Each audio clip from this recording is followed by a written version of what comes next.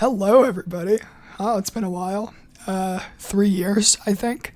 And the last video I posted, I don't think is up on the channel anymore. It was just an update video saying, oh, more videos are coming soon. And lo and behold, no videos. Well, that all changes today because I am uploading a classic What's on My Phone video on account of getting a new phone, basically. So I got the Samsung Galaxy S25 Edge. By the way, this is going to be a pretty shoddy video in terms of production because I'm obviously pretty rusty. So yeah, do bear with me. And also, I know my voice sounds pretty strained. Probably not the best time to record a long form video, but my roommates are out for the weekend. So I thought, pretty decent opportunity all in all to record a video. So anyway, I got this S25 Edge at Best Buy about a week ago now, as they were selling for $6.99 because nobody's buying the S25 Edge on account of, that's my on account counter, by the way, in the corner. No, I'm kidding. I should stop saying on account of is what I'm saying. And here we go. Classic video where I'm rambling about everything but what I should be rambling about. So Samsung's basically liquidating their inventory because nobody wants a phone with bad battery life. But here's the rub. I hate that. The battery life on my Pixel 9 was pretty underwhelming. One UI, you kind of have to tweak it to your liking, but at least they give you the opportunity to do that. Because there's a lot of, there is just explicit first-party theming support on One UI, which is, insane.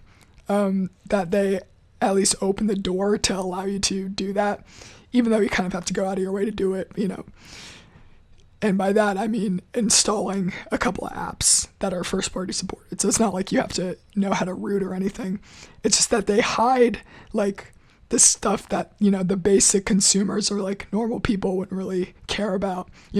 Being able to adjust the opacity of your notification center or whatever.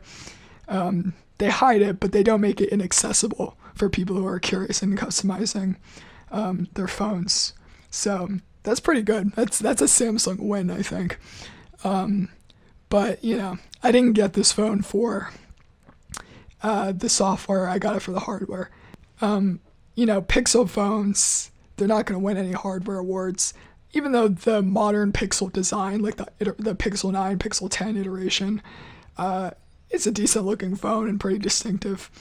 But it's just not exciting. It's not an exciting phone.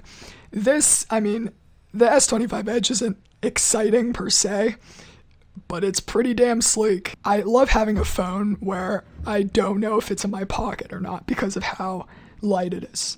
The Pixel 9 was kind of on the thicker side of phones at 8.5 millimeters, and the S25 kind of does a reversal of that. It's a 5.8 millimeter thin phone, and you don't really consider the thinness. Yeah, the thinness is nice because you're able to hold on to it if you don't have the biggest hands in the world more comfortably than you would a phone with a 6.7 inch display otherwise, like a OnePlus 13 or something. But you really appreciate the lightness, when you're carrying it on your person, especially again when you're not the biggest person in the world. And I'm not, so that's nice.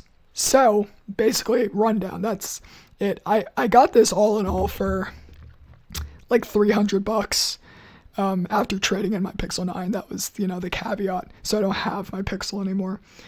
But this retailed for $1,100 5-6 months ago. So the fact that it was a flop, of course I had to seize upon it. Me, I had the Essential phone because it was available for $250 on Amazon for a week because nobody bought the thing. So I seize upon those liquidating inventory deals. Okay, so I'm kind of bearing the lead here. You see my my home screen. So let's lock it. Let's pretend you didn't see it. Let me make sure I get this in focus. This is so behind the scenes, seeing how the sausage is made. All right, so here is my lock screen on One UI.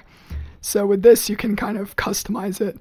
This isn't going to be like a One UI 8 tour or anything. It's, but I have it set to auto color. So it's this blue, because if I do the pink, because I have like a pink theme, broadly speaking, for my layout here. But if I do a pink lock screen clock, the always on display is also pink, and it looks kind of weird with the icy blue phone. So, I'm trying to make the always on display look proportional, or like match the phone, because if that's what's going to be showing on idle, I don't want it to clash. So so I have face unlock enabled, which I don't usually do. I just resort to fingerprints, or at least I used to. But having an extra biometric, that's the thing. Pixels had like class 3 face unlocking, which is like super secure, but I never cared until I got the S25 Edge, and I'm like, okay, One UI, what the hell? Let's do it. Let's unlock my phone differently. So here's my lock screen. I've had this wallpaper on my phones for about a year now. I just don't get sick of it. It's a nice, AMOLED wallpaper of a really nice GTR. And I like the blur on the other. Like, this is like an ideal wallpaper for me. A dark theme, a wallpaper that suits a dark theme that's pink oriented. So let's unlock here. Swipe, bingo. And here we go. This is my main home screen page. I think that might be a bit bright. Let's see. Let's turn it down just a little. Okay, let me make sure this is. Okay, good enough. So I have Digital Clock Xperia up here, which if you are a longtime viewer, you know that resorts to inappropriate a word, incongruent. I have come to rely on Digital Clock Xperia as my time widget. Where is it here? So they give you like some fonts, but I use one of the premium fonts, which are these. It's $1.49 to unlock all the fonts, which to me is a no-brainer, because a lot of these fonts are nice as hell. So, and this matches the lock screen font, which comes default with One UI. I didn't have to do anything additional for that. It was just one of the options. But, fortunately, Digital Clock Xperia has an identical font that I use as my time widget font. So that's that. And I have it kind of to the side so I can, so it juxtaposes this part of the wallpaper. Yeah. And then I have my Google search widget, which is right there. I'm accustomed to having it at the bottom because Pixel Launcher defaults to having it at the bottom. So it's a little bit of muscle retraining to have it up there, but it just looks better up there with this launcher, which, by the way, is the default Samsung launcher that you're able to tweak because of Good Lock, which is a first-party, like, Spring to Mize-esque app. For those of you who don't know what Spring to Mize is, it was a Cydia app that allowed you to adjust virtually every aspect of your springboard, also known as a home screen if you're not on iOS. And also just for iOS, because nobody calls it a springboard these days, even for iPhone. If you swipe to the right, you have your Google Now stuff. And if you swipe to this page, you have my other page, which we'll get to in a second. So let's look at the apps I have then, just like old times. I have AccuWeather to start off, always on the top left of my home screen pages. And then I have the Weather Channel, on the other side. Isn't that beautiful? Just like a mirror image. Yeah, we might have different definitions of the word beautiful. Then we have Google Maps, of course, classic. Then Gmail, classic. Expert Raw, which is a Samsung app that allows you to have manual control. It doesn't allow you to record video, though, so that's an obvious drawback. But if you want that, then you just open the standard Photos or camera app. I keep calling it Photos app. That's a distinct app that exists. It's not a camera app. Okay. And then we have the YouTube app, which is not YouTube Revanced or any of those fancy modded YouTube apps. I have to get around to it, quite frankly. I've just been too not lazy because it doesn't take much work, and I've been putting more effort into other things that don't involve installing applications, which is a pretty mundane thing to do. But I just haven't gotten around to it. I haven't watched YouTube on my phone often enough to warrant it. But YouTube Revamps will replace this YouTube app, inevitably. So, and then we have Wavelet, which is a system-wide. Nope, back. And let's refocus, just making sure. Covering all my bases here. Where the hell the Weather Channel disappeared. Okay, my phone is definitely migrated a little bit, but you can still see it. It's still in the frame. You guys are going to go easy on me, though. I know. No, like, the framing's off. No, the audio's bad. You're not going to... I don't need constructive criticism on my first video back, and I know you're meeting me at that same conclusion. So, all right, moving on. So we have Wavelet, which is a system-wide EQ. So, you can download profiles from autoeq.com. So AutoEQ allows you to essentially download EQ corrections for most consumer headphones and port them to your system-wide equalizer apps, whether that be Equalizer APO on desktop or Wavelet on Android and a few others, So this is my EQ correction for the Space A40, which are earbuds, the box of which I'm using to prop up my phone, because you can see that I have a prop, but it kind of covers the bottom portion of the screen, which is a little bit counterintuitive because I need to swipe up from the bottom to exit applications. So I wasn't going to use that to, because I'd have to basically cut every time I want to, exit an app. So I put it in the background just for posterity, or, just so you know that I tried and that I do have the equipment, and this ghetto setup is not, was not intentional, or was a last resort, more so. So this app is a must-have if you take music listening on Android even slightly seriously, and it's the free version. Like the pro version, I've never even considered. It does everything I need to do free-wise, so, there we go. See how easy that was? Then we have Google Messages. So the thing about having a Samsung phone for the first time ever, they do permit you to use Google services to your heart's content. Hell, iPhone users can use all Google services, and it doesn't really impede your usage of your iOS device in any significant way. It's just not as integrated as it would be if you had a Pixel, obviously. So for my phone and messages, I just use the Google Dialer and Google Messages. There's no message alternative for One UI, as far as I know. Samsung doesn't have Samsung Messages. And I'm only gleaning this from the fact that they never once tried to cram that app down my throat, so I have to assume it doesn't exist. But yeah, I'm using the Google Dialer, Google Messages, a bunch of other Google services. And while it's not as integrated as, of course it is on a Pixel, it's manageable. It's not like I'm using a device that's at odds with my typical usage patterns insofar as using Google Apps is concerned.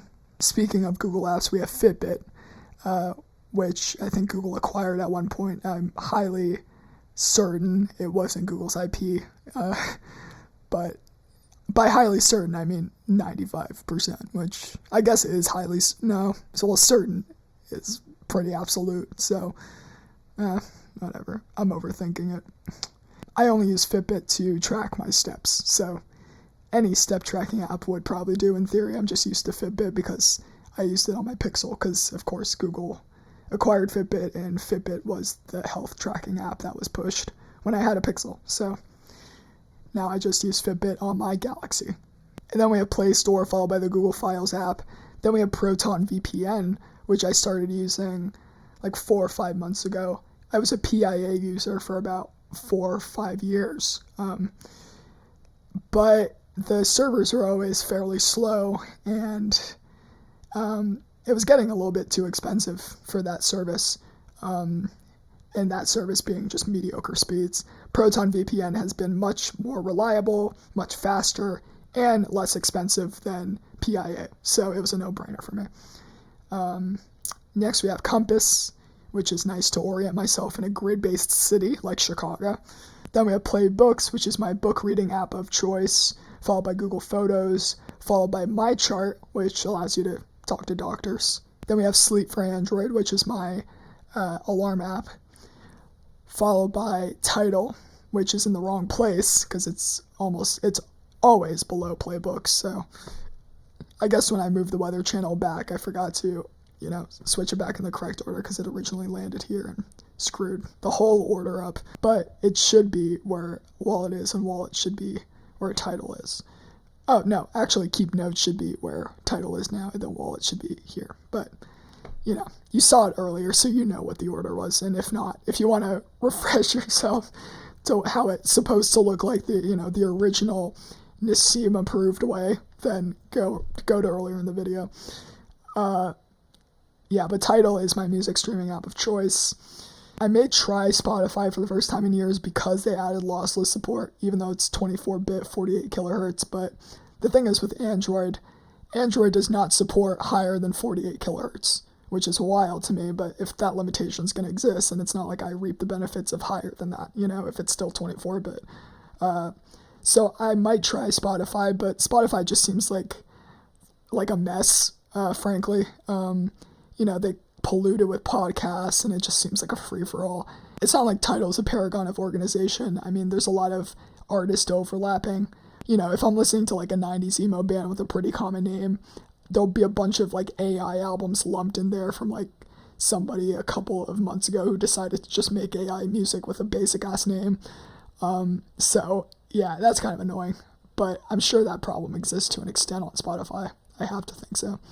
And there's some bitrate inconsistencies. Like, most albums are lossless on Tidal, but you'll come across an album that only streams like 96 kilobits per second AAC, which is kind of insane. That's like trash can quality. Like, so there's some gaps. There's some gaps in the library that Apple Music and Spotify fill, I guess. Yeah. Like they have that music that Tidal either lacks or has in really low quality. So, but I'm just grandfathered in, kind of. Like I'm just so used to Tidal that I'm not really going to switch. And it could be worse. Could be, Spotify, again, just seems too messy every time I look at it. And I do like the social aspect. So, like, I have a playlist on Tidal of, like, my favorite songs. But who am I really going to share that with? The 0 people I know who also use Tidal. So, yeah, I do miss out on the social aspect. But it's at the end of the day, I just really care about listening to the music I want to listen to. So. Okay, so we have Google Wallet. So I don't use Samsung Wallet, even though that is a thing, but Google Wallet I'm just used to, so it's my default, and I set it as such in One UI, which is nice that I can do that. Then we have Keep Notes, which I use for my shopping lists and things I need to do list, which I think has been abbreviated to a to-do list.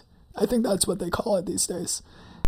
And then in my dock, I have the dialer, I have Reddit, I have Fubar 2000, which is my local music app with all my local files. If you want to see what I have here, it's mostly stuff that's just not available on streaming, a lot of like 90s emo, post-hardcore. And the one, I wouldn't say my favorite Cat Power album, but one that's only available at 96 kilobits per second AAC, like one of those Tidal albums that I just have to have in lossless. So, yeah. Again, if you want to see what I have here, want to pause. I'm recording this in 30 FPS only, so it should be easier to find a still frame. Yeah, I'll work my way up to higher resolution and frame rate. We'll see. I mean, 1080p is kind of archaic in 2025 now, but, this is still a pretty good lens for what it is. Yeah, I don't think I'm going to upgrade the camera if I keep doing videos. Just because it's a good camera. It's just, again, 4K is the norm now. I've been away for so long that 1080p for a tech video has gone from the standard to borderline unacceptable. But, yeah. And then I have X, which, yeah, if you know, you know, and if you don't know, but I'm on there at Stared Blanket, as well as my Instagram, which I'm almost never on, but I'm on Twitter. So I just paid the $1 for premium because There was a Black Friday sale for it. And so there's Original X, and then they're apparently beta testing an Android-specific version, which I'm currently using. And the scrolling is all, screwed up, as you can see. It's not inertial like it should be. So it's not even that a good version. It's like a worse version of the app already available. But it's less clutter down here, so it's worth using. On my Pixel, I had an older version of the app that I could modify and also was ad-free. But now that DMs are encrypted, it kind of breaks that app because I'm no longer able to DM through that app. So I'll see if there's an update, like an X Revanced or something, that I can download instead of this crappy version of the standard app that, is still less cluttered, so ultimately better, oddly enough. But, okay, then we have Chrome. Bada bing, bada boom. Next page. Okay, this is, I think, Samsung's default calendar widget. And then I also have this Samsung weather widget. I historically have never put weather widgets on my home screen because I always have weather apps at the ready and I know which weather source I want to see weather information from. So I've kind of transcended the need for a weather widget. And this is also because Google Weather is so inaccurate. It's several degrees off. In Chicago, no less. It's not like a tiny town in the middle of nowhere. So having a Google Weather widget was never going to fly.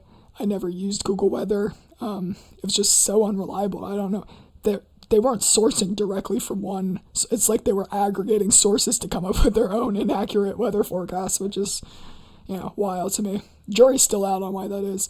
It's gotten a little bit more reliable over the past year, though, I will say, but still not accurate enough. Fortunately, Samsung sources their weather information directly from weather.com. There's no variation. This is exactly what it would give me if I opened up the Weather Channel app. And it's just a better looking widget than what the Weather Channel has. So this one's staying on my home screen for the foreseeable future. Also, if somebody wants this wallpaper, just let me know in the comments and then I'll upload it to Google Drive so you can download it. Otherwise, I won't do that. But if at least one person wants it, I'll do that. Soundfare. Okay, awesome. Going back to the page I was on, we have VSync, which is the companion app to my scale. Like my weighing scale. Weighing for humans, not like for produce. In case you were wondering. And then we have the Chase app for mobile banking, and then the PNC app for mobile banking. Then we have Face app, which is nice to morph your face. If you're, wondering what you'd look like with a different face, which is basically what I do, because you can't save anything on the free app with a morph function. So from time to time, I'll take a picture of myself and see, oh, okay, yeah, maybe I can make this a reality one day. Sad body dysmorphic stuff like that. Then we have VLC, which is, an app that allows you to play multimedia. I use it for watching videos. If I have a movie on my phone, if I'm on a plane, that's the app I open. Then we have WhatsApp, what that is. Calculator, what that is. That's the Google Calculator app, not the Samsung one, so I guess you didn't quite know unless you could recognize the difference between the app icons. Then we have Slick Deals, which, what that is if you're, a budget-conscious tech dweeb. Basically Mecca. It gives you like an aggregation of all the best deals and, not just tech, but like clothing and stuff, but it's usually used by tech nerds. Then we have Google Drive, which, then Walgreens, because that's my pharmacy of choice. Then we have DuckDuckGo, which, blocks ads and, trackers and stuff like that. All my information's in Chrome, which is why I've been so reluctant to switch over to something like DuckDuckGo or even Firefox. They blocked uBlock Origin on Chrome and you have to work around every month to re-enable it, and it's so inefficient. Obviously in terms of rationality, you should just move to Firefox because Firefox is just open and they allow you to install uBlock Origin. But I'm just so Googleified that I just can't.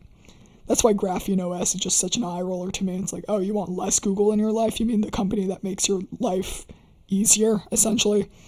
But, Chrome is kind of one avenue where they don't really make your life easier because you can't really block ads efficiently.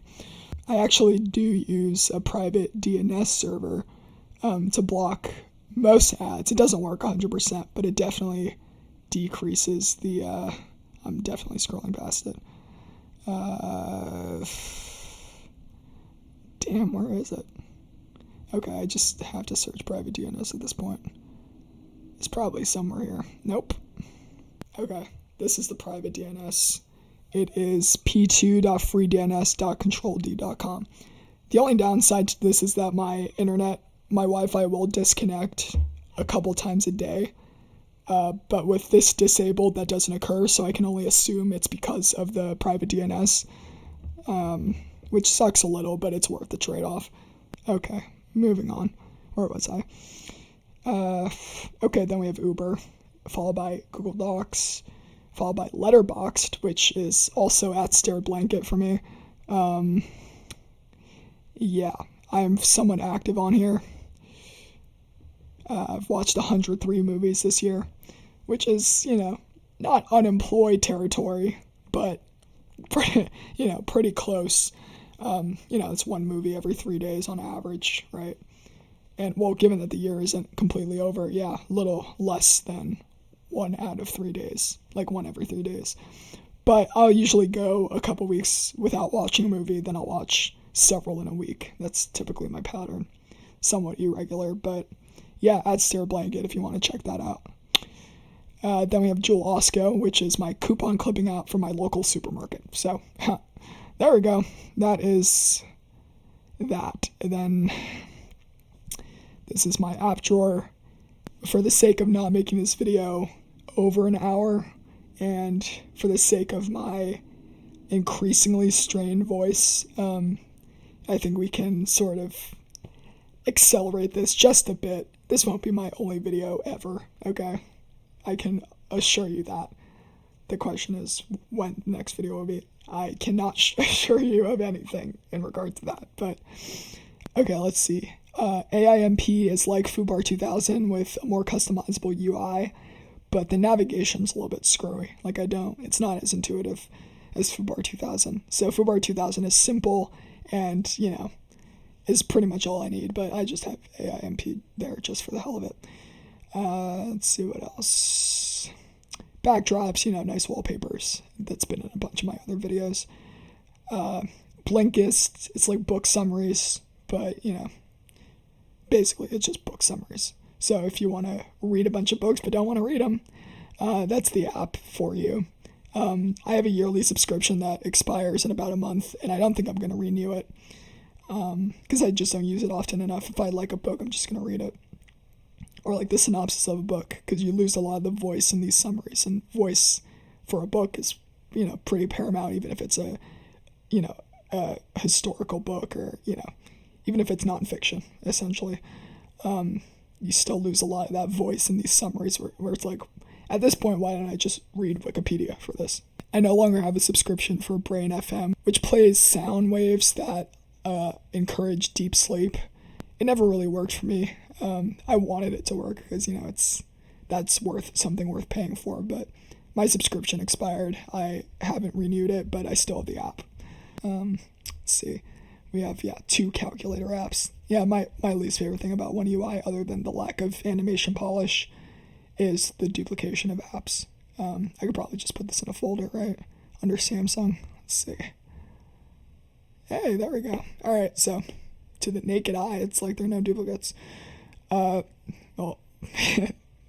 then we have duplicate camera apps, but this is okay. One is Gcam and one is the Samsung camera app.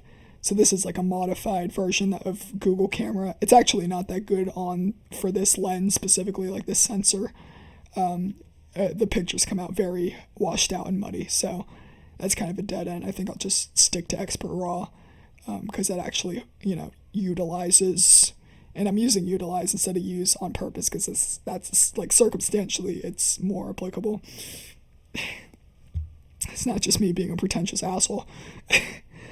It utilizes the sensor of the S25 Edge, which is shared with S25 Ultra. So, this was a premium phone. It just was a flop. So now you can get it for, relatively dirt cheap. And I do really like how the screen to body ratio is like one of the highest in the industry, at least in the West, at 92.5%. I guess not the West, because I think the UK has access to Xiaomi phones and stuff. We don't. Like, Xiaomi, Huawei, that kind of stuff is not over here, which is why Samsung can kind of get away with not really pushing the envelope, but more than Apple and Google. And then, Samsung is the boundary pusher in the industry, even though, like, they don't really hold a candle to Xiaomi or, those other ones. I use Color Picker to identify hex codes from wallpapers so I can use them to theme my devices optimally. That's how I'm able to get this blue, God, how many more times can I say the wrong color? This pink, the pinkification of these icons are based on a hex code that I pulled from this color. So just to let you know. Okay, so here we go. Good luck. That's like the spring to minds I was talking about earlier. So my home screen grid is 5x7. I'm hiding the page indicator, keeping the dock. Yeah, that's basically it. Background blur control. I have the app drawer set to 18%. Well, no, actually, it's overridden by removes most of the blur. So I just, because by default on dark mode, Samsung's blur looks kind of cheap and like washed out. So removes most of the blur, just makes it, look not cheap and washed out. It, looks better and like I have an OLED display and not some washed out LCD from 15 years ago. Anyway, back into good luck. Okay, let's see. So Home Up is one of the modules that allows you to change the home screen stuff.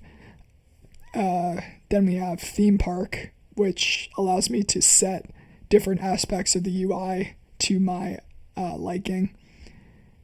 So I took the hex code and then, made the icons that color. And then the quick panel, I made it, slightly translucent. So before it would be more translucent and again, like kind of washed out and not good looking. So this looks beautiful to me. And fortunately, One UI allows me to do this. So, Google gets it right from the jump. Google, their translucency out of the boxes could not be better. So I don't need to change it. But Samsung out of the gate, their UI is kind of sloppy looking, but at least you can change it. So, different ethos there, don't hate either, but if I were to prefer one, it wouldn't be One UI. Okay, so Lawnchair is like a pixel-like launcher that I toyed around with for 10 minutes before realizing I could customize the Samsung launcher to my liking without sacrificing the first partiness of it, because third-party launchers are kind of just janky, even if they try not to be. You ultimately can't be a first-party launcher as a third-party launcher. Okay, Melomania. That is an interesting looking icon, so you're probably wondering what that is. That is the companion app to my over-ear Bluetooth headphones, the Cambridge Audio Melomania P100 SE, which are $300 active noise canceling headphones that are like kind of audiophile tier. Like you kind of have to be an audio snob to find value in that over like the XM6 or like a Bose equivalent. Their noise canceling isn't as good as Sony and Bose, but a lot of people, prioritize that noise canceling. I don't really. I've never had to enable active noise canceling even on an airplane.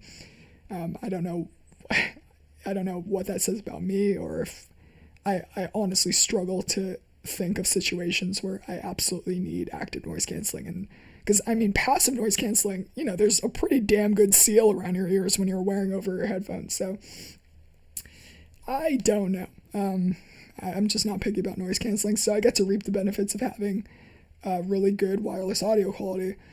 The caveat is that Samsung only supports aptX as a Bluetooth codec. They don't accept they don't support aptX HD, adaptive, or lossless. I was under a false impression thinking that Snapdragon sound was on any Snapdragon-equipped device, and me having a Pixel was, I was exclusively limited because I had a Pixel with a Tensor chip. So I thought any device with a Snapdragon chip had Snapdragon sound, thus having aptX lossless.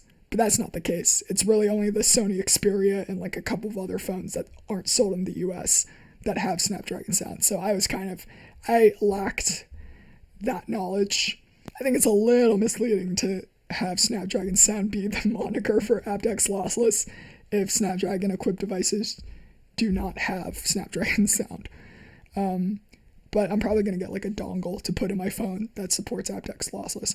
Because my Pixel had aptX HD support, just not aptX lossless. And aptX HD is up to 576 kilobits per second, and standard aptX is up to 384. And it's a little bit more lossy. Like it's a noticeable difference. I'm like, why does this sound worse? And then I look and I see it's only aptX and not aptX HD. So yeah, disappointing.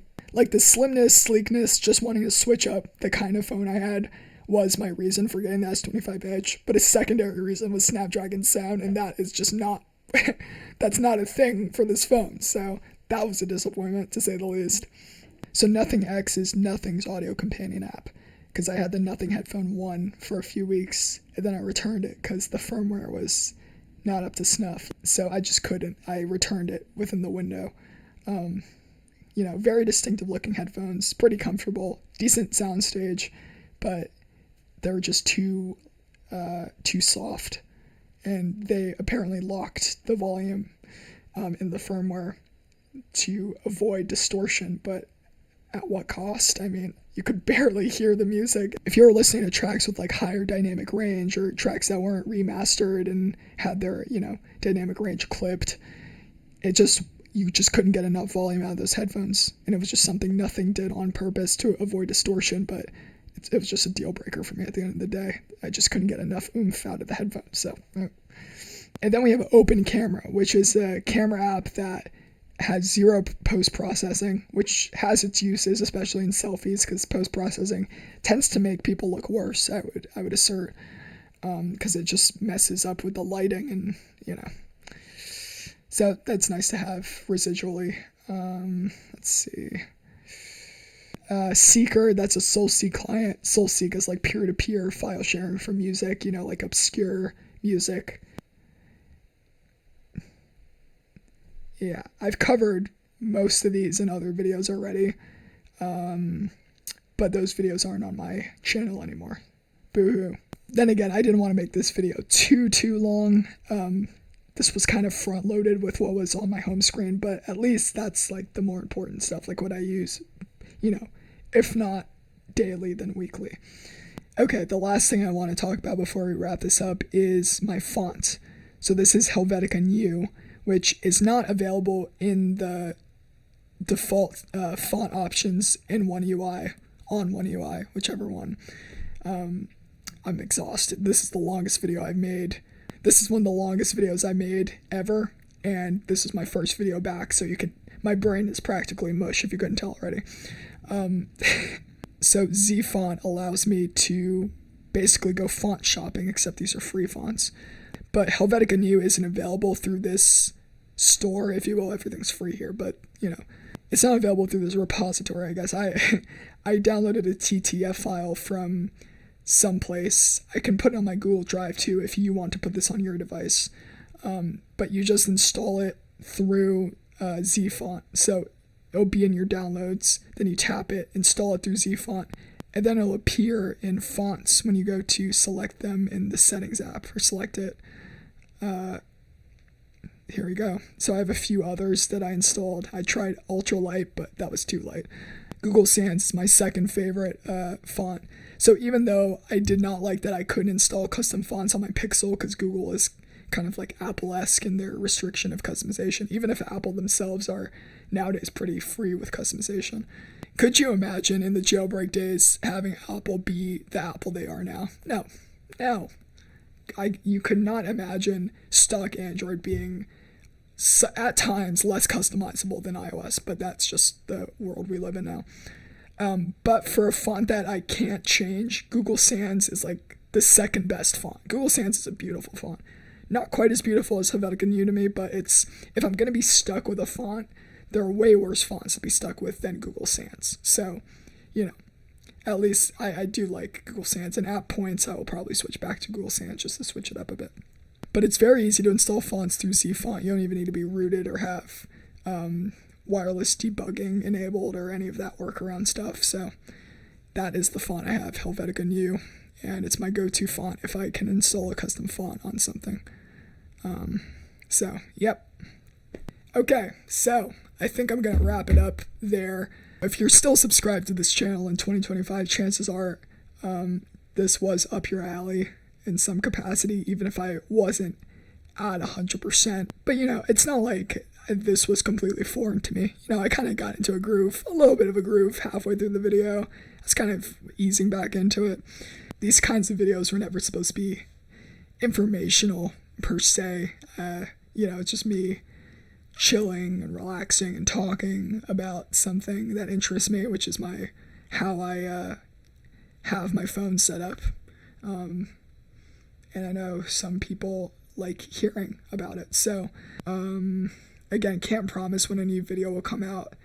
I've already checked this one off my list, which is, a quarter of what I was doing anyway back then. What's on my phone videos. Yeah, after that, I don't know. This was kind of my bread and butter. And so what else was I doing? Like reviews of phone cases, how to root your phone, or, ROM reviews. Yeah, ROM reviews are off the table, unfortunately, given this device is equipped with Samsung Knox or what have you, whatever the thing is that prevents you from installing AOSP ROMs on it. My next video might be more about the S25 Edge and maybe a discussion about thin phones and do they have a place, in the market. Yeah, something like that. We'll see. If you have any suggestions, of course, leave them down in the comments below. Do I even need to say it? No. The answer is no. You would do that. And I implore you to. So I will wrap it up here. Thank you all for watching. Again, if you want to follow me on Twitter or Instagram, it is @StaredBlanket, and Letterboxd is also @StaredBlanket. And that is officially it. See you around, everyone.